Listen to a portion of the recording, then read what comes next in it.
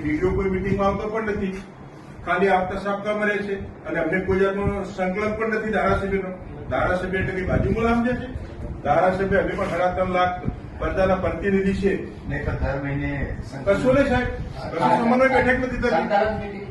નહીં, સંકલન વસ્તુ અલગ છે, કામનું રિવ્યુ બેઠક વસ્તુ અલગ છે. આયોજનના કામોનું વર્કિંગ, એની મેનેજમેન્ટ, એની ચર્ચા અને સમન્વય થવું જોઈએ. માન્ય કલેક્ટર સાહેબ, એ સમન્વય થતું નથી. માન્ય સંસદ સભ્ય સાહેબને, માન્ય મંત્રી સાહેબને બ્રીફ કરવાથી કામ થવાનું નથી. દાહોદ જિલ્લો ગરીબ છેવાડાનો જિલ્લો છે, ટ્રાઇબલ જિલ્લો છે અને સરકાર, ભારત સરકાર રાજ્ય અનેકવિધ યોજનાઓ નાખે છે અને યોજનાઓ થકી ગરીબોનો વિકાસ માટે ગ્રાન્ટો આપે છે. અન્ય અલગ અલગ એડે ગ્રાન્ટ આવે છે. આપણે એવું કરીએ એના માટે અને મનરેગા માટે એવું કરવું. આજે ડીડીઓ રજાઓ પર છે. માન્ય મંત્રી સાહેબ, ડીઆરડીએ છે તો એમને પૂછી લે. માન્ય પ્રભારી સાહેબ એવું છે, અધિકારીઓને એવું છે, અધિકારી શાસન ચલાવે છે. ધારાસભ્યનો કોઈ પ્રોટોકોલ પણ ચલાવતા નથી. ધારાસભ્યોને એવું છે, અધિકારીઓને છે અમે અધિકારી તમારા કરતા તમારો જયારે નોકરી નહીં મળી ને એ દિવસથી હું 1993 થી સરકારમાં હું આજ દિન સુધી એ માણસનો ગુણ વિષય છે. હું સરકારમાં હું ભાગીદારી છે મારી. તમને જેટલું જ્ઞાન નથી ને એટલું અમે ગરીબોની સેવા કરી છે. એક મિનિટ, તમારી વાત સાચી. કશું નથી સાંભળતા સાહેબ.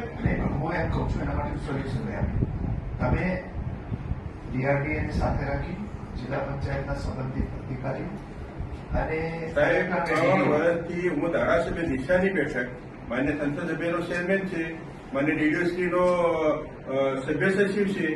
દિશાની બેઠક હોય 15 દિવસ પહેલા સ્થાનિક ધારાસભ્ય હોય, જિલ્લા પંચાયત પ્રમુખ હોય, પ્રભારી મંત્રી સાહેબ હોય, બધાનું સંકલન સમન્વય કરી અને પછી દિશાની બેઠક બોલાવી છે અને વિસ્તારથી દિશાની બેઠકમાં ચર્ચા થઈ જાય તો શર્ટ ટ્રેન પટ 10 મિનિટમાં ખેલ ખતમ.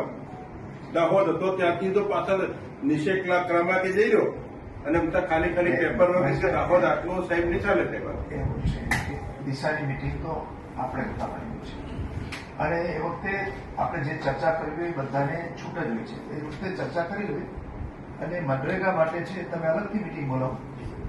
મિટિંગ બોલાવીને ધારાસભ્યોને હાજર રાખો, બધાની દરેક વિસ્તારનો રિવ્યુ લ્યો. પહેલા એમની પાસેથી સૂચનો માંગી લો કે શું કરવાનું છે. કારણ કે આપણે સામાન્ય રીતે તો એવું છે ગ્રામસભા નક્કી કરે પછી જ આપણે એનું કરતા હોઈએ છીએ. પ્રભારી અધિકારી ધારાસભ્ય કેટલા બોલાય તો વાત કરો. અમને હજી તો ઓળખતા નથી. ડીઆરડી નિયામક અમને અમારા તો હજી તો એક બેઠક નથી કરી. ને પણ કરશે. હવે તમે તારીખ આજે